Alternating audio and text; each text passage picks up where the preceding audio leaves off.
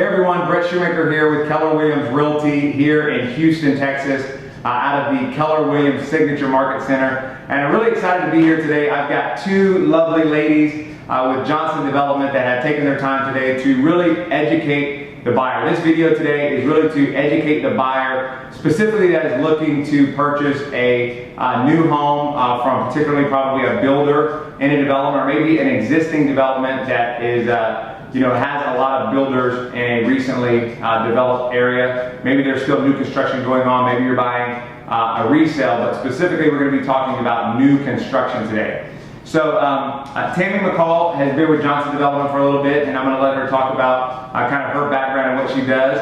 And Carrie Railing here is also with Johnson Development. So I'm going to let them take just a few minutes here and talk about what they do specifically with Johnson Development, and then we're going to get into some questions to kind of educate home buyers out there that are looking to buy a house in a Johnson Development. So Tammy? All right. Thank you, Brett. So Tammy McCall with Johnson Development. My position is Realtor Relations Extraordinaire. And so what I do is I work with realtors in getting them into our communities. I have 10 of the 14 Johnson Development communities across the Houston area. So we absolutely feel that it is crucial or very important that a client or a prospective buyer works with a realtor for various reasons. But before we get into that, I'll let Carrie introduce herself. Hi, thank you, Tammy. My name is Carrie Railing, and I am the Marketing Director for Cross Creek Ranch with Johnson Development. I have been with Cross Creek for just a few short months, but been in the real estate industry for close to 20 years. And absolutely agree with Tammy. It is very important to have a realtor on your side of the transaction. Yeah, 20 years. I didn't think she was, she must have started in high school. Yeah. So guys, the first question that I'm going to be directing towards Tammy today, because she deals obviously with realtors all over Houston, and that's actually, we met at one of our trainings that we do at Keller Williams. But the question I have, Tammy, is do you feel that it is in the buyer's best interest when they're dealing with new construction with a builder to have a realtor, and if so, why? Okay, absolutely. Yes, I do believe that it is very important, and I think probably the number one reason is just because realtors are able to do their research and have numbers and information about the community, know what the amenities are, know what the resale value is, know what the fees are, what all is involved. And I think a lot of times builders, as wonderful as they are, and they are very important to our communities, that their interests are more in the floor plan, in the product, whereas a realtor can look at the whole development overall and be able to share information that is pertinent to them actually having a lifestyle in the community. Absolutely. A realtor knows all of the communities in detail, and once they get to know you, they can know what community is going to work best for you and your family, and then the resale value at the end whenever you do choose to move on to a new community. Great point, great point. So one of the things that I run into a lot of times is, customers or, potential buyers that are out there, when they're coming into a development or a particular builder, sometimes they don't even really understand the relation, or that there's a difference. Sometimes there's builders that maybe develop their own communities. Sometimes, there's just different relationships that are different with builders and communities wherever you go, right? And so when they go in there, they just kind of, follow the process. And one of the things that I've seen, a couple things, and you guys may or may not be able to relate to this, but what I've seen in the past is some clients will go in and they'll just fall in love immediately, right? Which is great, and everybody likes a quick transaction, find something they fall in love with. But it really is good to, like these ladies are saying, do your homework, see the other builders, because what happens typically is once that, buying is an emotional type of situation, and once they're kind of gone through that process, and then they're in their new home, maybe they're in the community that they love because of the amenity centers and things of that nature, but then they start looking around, right? They kind of do it in reverse. And having a realtor is going to give them the ability to not only do that, but also be there fighting with them every step of the way. And there's a couple examples that I can think of, one specifically that I just recently came into, but do you guys have any examples or anything that you could share of maybe where any specific situations or difficulties that buyers can have? Maybe it probably never happened at Johnson Development, right? But you guys maybe want to share something or an example potentially? Absolutely. I think for me specifically, as I have been at Cross Creek Ranch as an example since January of 2010. And during that time, I've been in several different positions.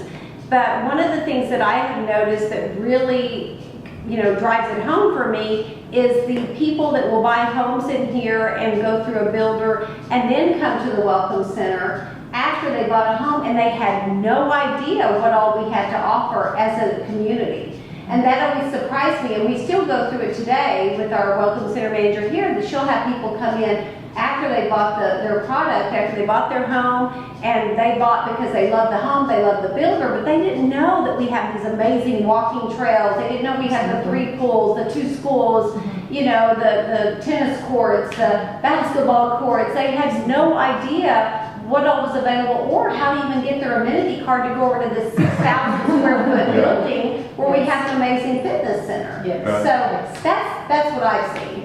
Okay. Kind of piggyback on what you were saying earlier, there are so many communities in the greater Houston area, and a realtor knows, those, your general area, and, there may be, some builders that have developed a community, there may be a Johnson development, and that realtor will really help you to determine which one is the better fit for you.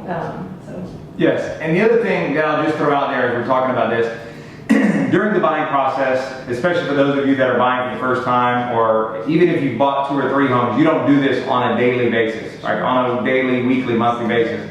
And so when you have a realtor there, they're fighting for you, okay? Not just on the home selection side, but once your home's selected, once you have your money down, upgrades, what have you, not that there's, unethical builders or there's a bunch of builders that are all just trying to get into your pocketbooks by any means.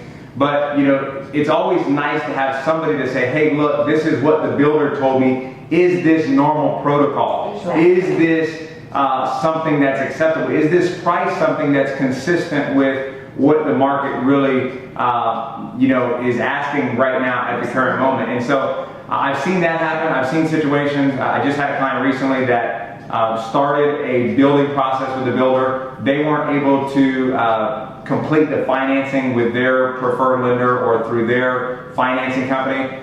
They directed this client to an outside lender that they had a relationship with. They created a closing date and a quote-unquote pre-approval. And frankly, the client didn't even really have a pre-approval, because when the closing date came to be, a couple days before, that client actually called the financing company. The finance company said, we're not ready to close. And because there was no communication, because the builder, and it's not a bad builder, it's actually a very well-known builder, I won't mention their name, but they were so busy, and that particular sales consultant, which also varies from development to development, they were so busy or just didn't follow through, and the communication wasn't there. Whereas if that client would have been represented by a realtor, that realtor would have made sure that things were moving through the process if they were a good realtor. So maybe you guys can elaborate even more on some of the things that can happen through that process. But that was a difficult situation, and fortunately,